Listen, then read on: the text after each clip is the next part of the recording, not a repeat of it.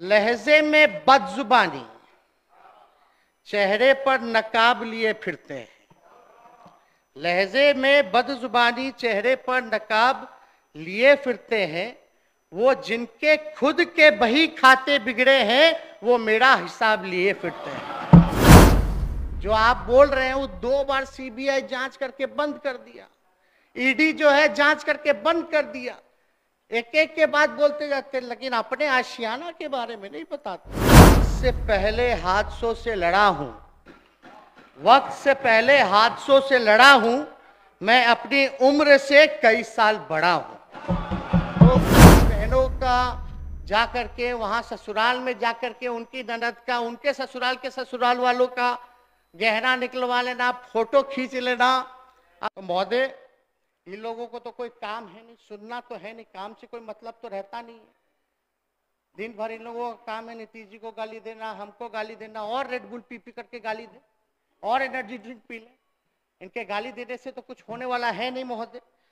तो इसलिए हम लोग कहते हैं, बार बार कहते हैं, बीजेपी के पास ना कोई चाल है, ना कोई चरित्र है, और ना कोई चेहरा है, ना कोई नेतृत्व है। ये असलियत है महोदय। केवल असत्य, झूठ, भ्रम लोगों में फैलाना, समाज को तोड़ना, नफरत की राजनीति करना। तो इनके लिए एक शायरी हम पढ़ देते हैं। लहजे में बदजुबानी, चेहरे पर नकाब लिए फिरते हैं। लहजे में बदजुबानी, चेहरे पर नकाब लिए फिरते हैं। वो जिनके खुद के बही खाते बिगड़े हैं, वो मेरा हिसाब लिए फिरते हैं। तो महोदय, ये बोल रहे हैं ईडी, सीबीआई, इनकम टैक्स। अरे भाई, जांच कोई नया है, सब रेप्लिका।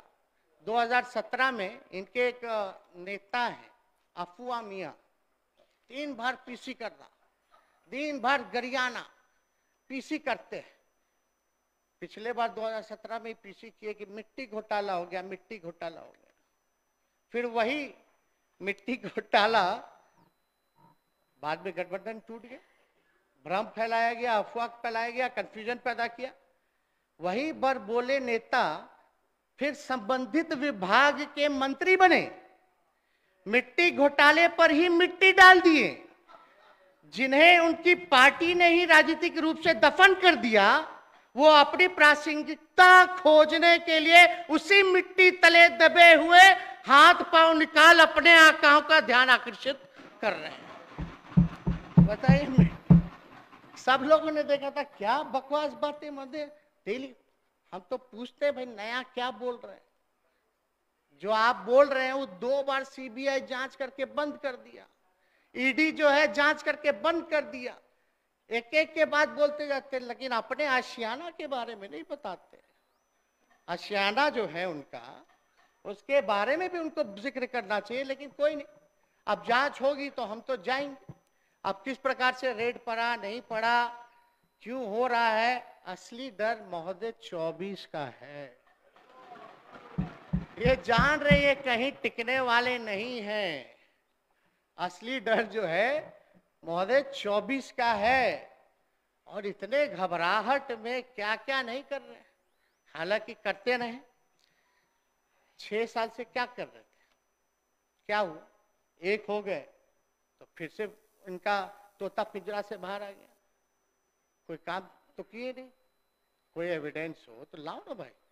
बोला गया कि मेरे यहाँ से कितना तो खजाना मिला, हाँ बोले उनको सीजर लिस्ट हुआ तो दिखा दो, ईडी वाले पंचनामा होता है, दिखा दो, पता चल जाएगा।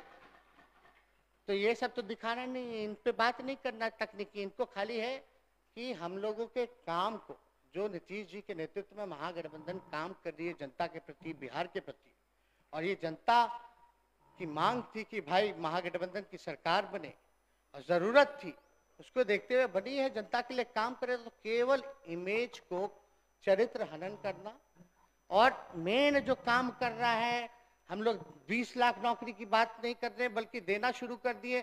तो उसके बाद जो है ये लोग जो है लगे पड़े कि हम लोग जो काम ना करें, डाइवर्ट करें, दूसरे काम में लगे, उलझे रहे। इनको भी पता है कि कुछ नहीं है। फिर भी एक और शायरी हम कहना चाहेंगे, अब हम तो शुरू से ही देखते आ रहे हैं, इतना कम उम्र में सारा अनुभव हो गया।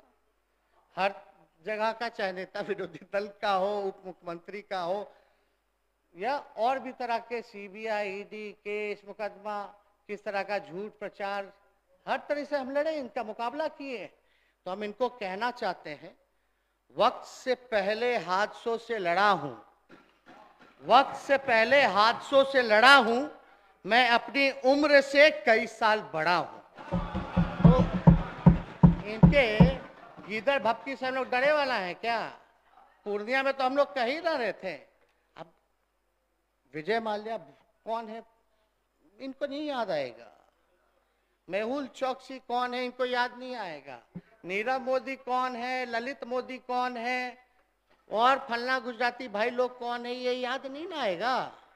अभी जो 80,000 करोड़ का घोटाला हुआ, सुप्रीम कोर्ट ने कमेटी बैठा दी, इनका तोता निकल ही नहीं रहा।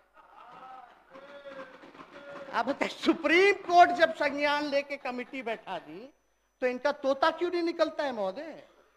निकालना ना चाहिए, लेकिन वो घोटाला नहीं होगा। मेरी बहनों का जा करके वहां ससुराल में जा करके उनकी ननद का, उनके ससुराल के ससुराल वालों का गहना निकलवा लेना, फोटो खींच लेना। अब समझिए 25 जगह रेड पड़ा, 25 जगह रेड पड़ा। हर घर में घर खर्च के लिए अगर 1-2 लाख रुपए भी होता है तो 50 लाख तो ऐसे ही हो जाता है। इसका क्या मतलब?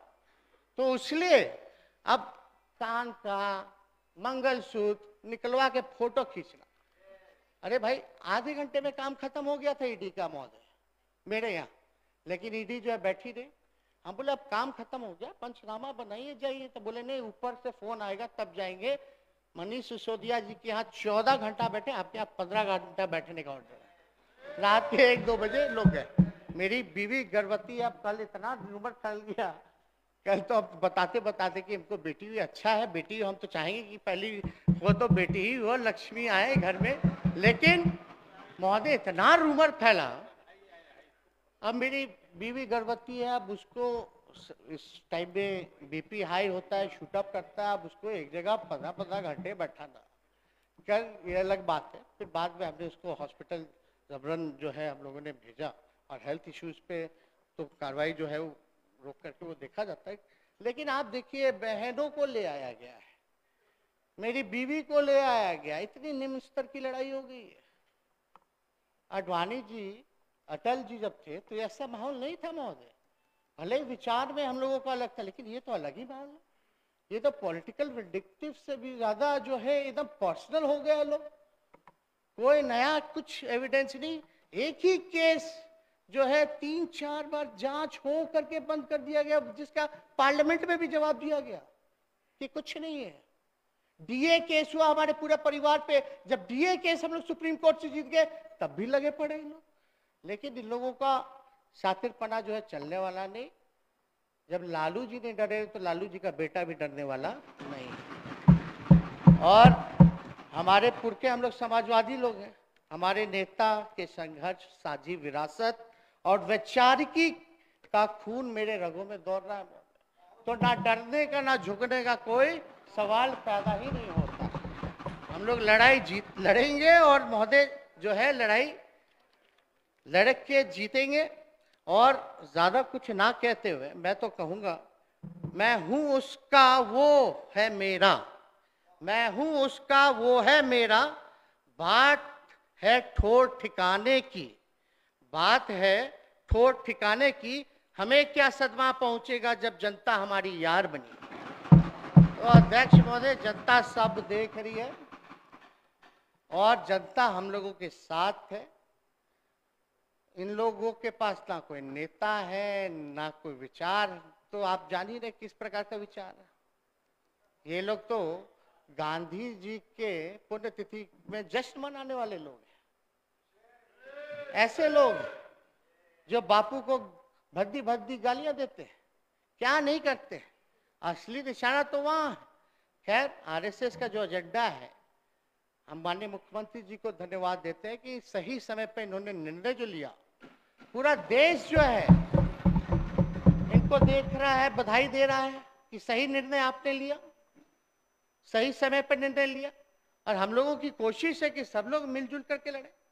ना हमको मुख्यमंत्री बनना है, ना इनको प्रधानमंत्री बनना है, हम जहां हैं वहां खुश हैं। इनके नेतृत्व में काम करने में खुशी है।